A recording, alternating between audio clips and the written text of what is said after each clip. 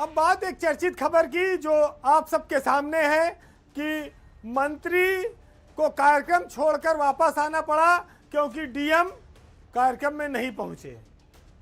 UP की नौकरशाही में मनमानी के कई सारे शिकायतें किस्से आप सुनते रहते हैं और कन्नौज में जो मनमानी चली वो आपने देखा भी। अफसर ऐसा कब करते हैं?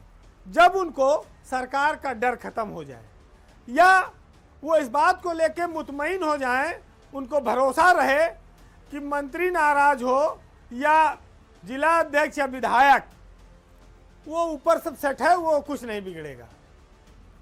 भाजपा की सरकार में यह आरोप पहली सरकार से लगातार लगता चला आ रहा है कि अफसर बेलगाम हैं, वो मंत्रियों, विधायकों, जनप्रतिनिधियों की उपेक्षा करते हैं, कार्यकर्ताओं और नेताओं की सुनवाई नहीं हो रही है।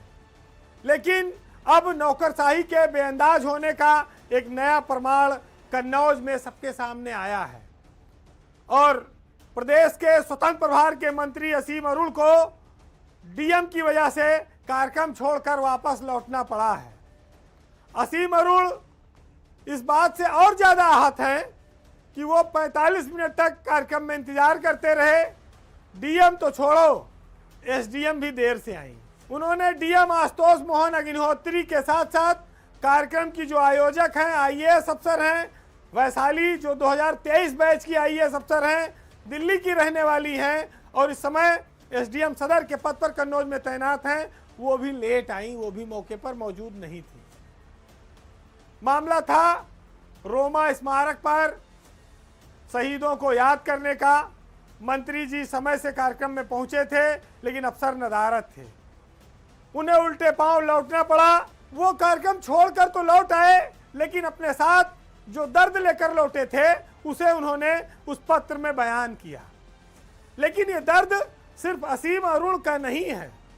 उत्तर प्रदेश के कई सारे मंत्री अफसरों के व्यवहार से नाराज रहते हैं। कई बार उन्होंने नाराजगी प्रकट की, कुछ के अंदर इतनी हिम्मत भी नहीं है कि वो नाराजगी प्रकट कर सके। तो इस मामले में असीम अरुण इच्छा शक्ति के मजबूत नेता निकले। हैरत की बात यह है कि जिले के अधिकारियों को इस बात की जानकारी है कि असीम अरुण कोई साधारण नेता नहीं है, कोई मंत्री ही नहीं है, वो आईपीएस अफसर भी रहे हैं। वो 1994 बैच के आईपीएस अफसर हैं और जब उन्होंने नौकरी छोड़ी थी तब वो एडीजी रैंक में थे, कानपुर के पुलिस कमिश्नर थे। आज अगर वो नौकरी में होते, 94 का जो बैच है वो इस समय डीजी बन चुका है उत्तर प्रदेश में। और डीएम और एसडीएम ये सब विशेष सचिव लेवल के होते हैं, यानी कि एसपी रैंक के अफसर।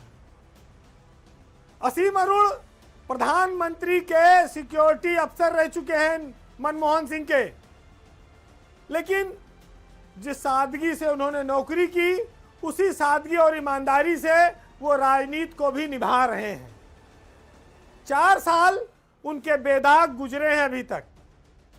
नौकरी न छोड़ते तो 2029 तक वो आराम से भी नौकरी कर सकते थे, कहीं डीजी बन सकते थे, डीजीपी भी बन जाते, जातीय समीकरण अगर देखा जाता तो हो सकता है कि वर्दी छोड़कर सियासत में आने वाला शख्स शरीफ हो, बहुत सारी चीज़ों को टॉलरेट कर देता हो, अपने अपमान के घूंट पी जाता हो, लेकिन कलम के मामले में वो मजबूत है। और आशुतोष मोहन अग्निहोत्री जो कन्नौज के डीएम हैं, वो इस बात का भ्रम कतई न रखें कि वो मुख्यमंत्री कार्यालय में रहे हैं, वहां से आए हैं सीधे डीएम बनकर, उनका कोई कुछ बिगाड़ नहीं पाएगा। वो पीसीएस से आईएएस बने हैं, असीम अरुण डायरेक्ट आईपीएस अफसर रहे हैं। असीम अरुण आईपीएस ना भी होते तो एक मंत्री का जो प्रोटोकॉल है और वो जनता के चुने हुए प्रतिनिधि हैं, यहां पर डीएम साहब ने उन दोनों का अपमान किया है। अफसरों की बेअंदाजी पर आज ये कहना मुनासिब है कि मनुष्य नहीं, समय बलवान होता है।